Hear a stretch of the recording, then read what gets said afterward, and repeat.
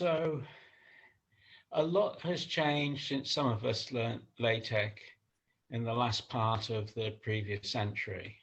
And when we think about it, it's about 30, 35 years ago.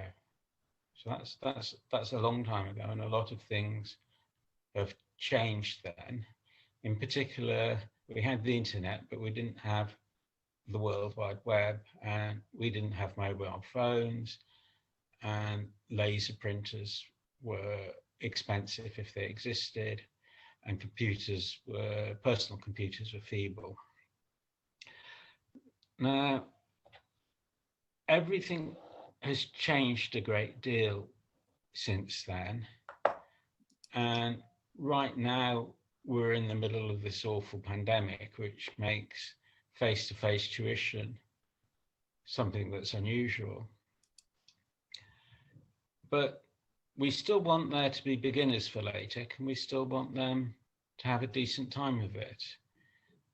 One of the things that was very true in the 1990s was that the com.tex.tech newsgroup was flourishing, and people would ask questions there. How do I do this? And how do I do that?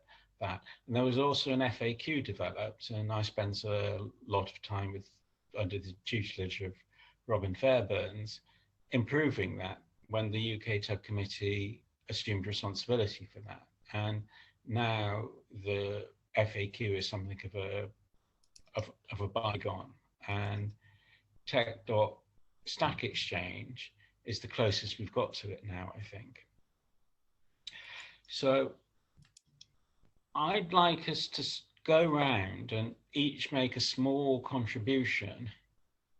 It could be a problem, it could be a solution, it could be an idea to what we can be doing. And I like small things because there's some chance of them being done. Whereas if you have a big thing, like writing a book, well, maybe that can be done, and good luck to Don for his wishes there. But small things are easier, more manageable. So after I wrote that in my invitation email, I had a look at tech.stack exchange again and discovered that whilst they had questions and answers relating to beginners, they didn't have a tag for beginners. So you couldn't say, show me all the pages that are of special interest to beginners. So my suggestion is that there be a beginners tag on tech.stack exchange, where we can tag all the articles there that are related to beginners.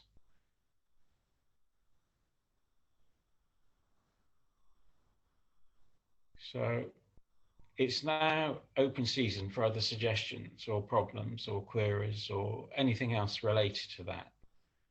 I just want to get a mix of things so that we can start thinking about this problem. It's brainstorming, if you like.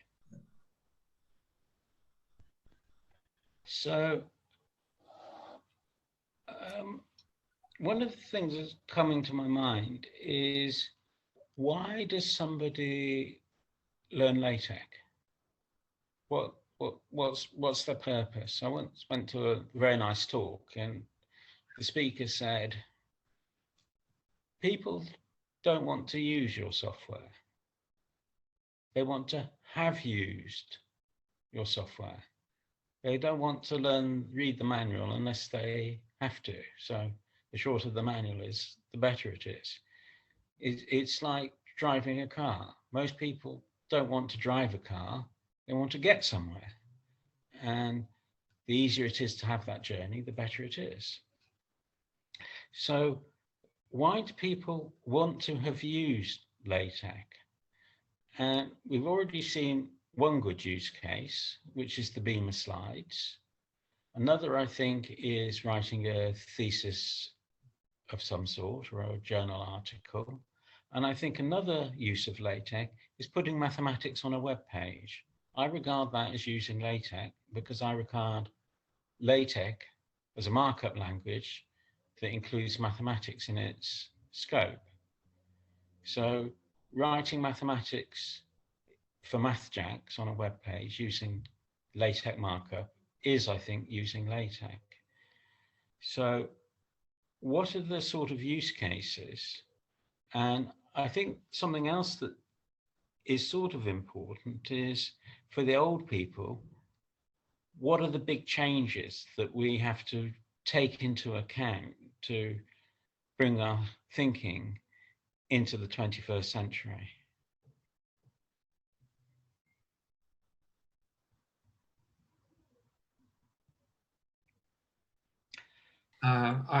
When you ask that why people want to use LaTeX, I just wanted to share my own experience.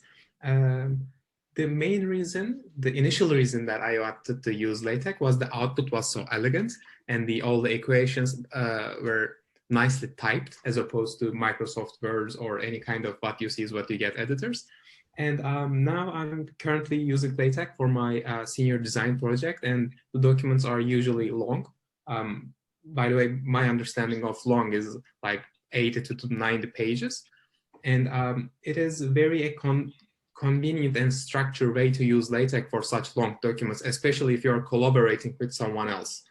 So you can contribute on the same document simultaneously. And if your collaborators are technical as well, utilizing Git, as I think Kelly mentioned, is a great benefit as well. Thank you. Thank you, Erda. I'm sort of summarizing some of the discussion we've had is the strength of LaTeX the beginners might not know about. Yeah. It will help beginners if they know that LaTeX can do these things. And if you take more care when you start the thing going, they'll work out better. So if you have to produce Word outputs to communicate with the collaborator or meet a requirement, then it's good that you should think about that first and discipline yourself a bit to get those outputs. So that's the sort of, that's almost FAQ information, isn't it? Yes. If we had an FAQ, that would be the information that would be in there. So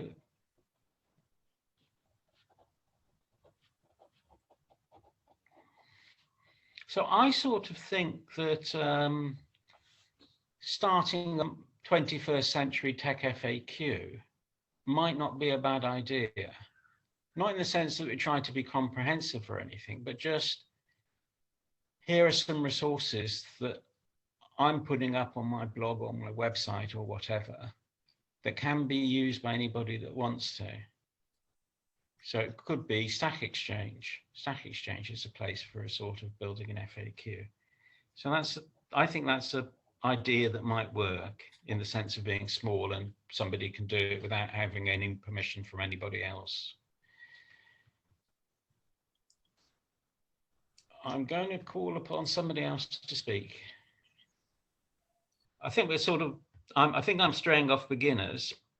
To try and bring us back, I've recently joined an Elm discussion forum, and there's a very popular thread there called What I Like About Elm.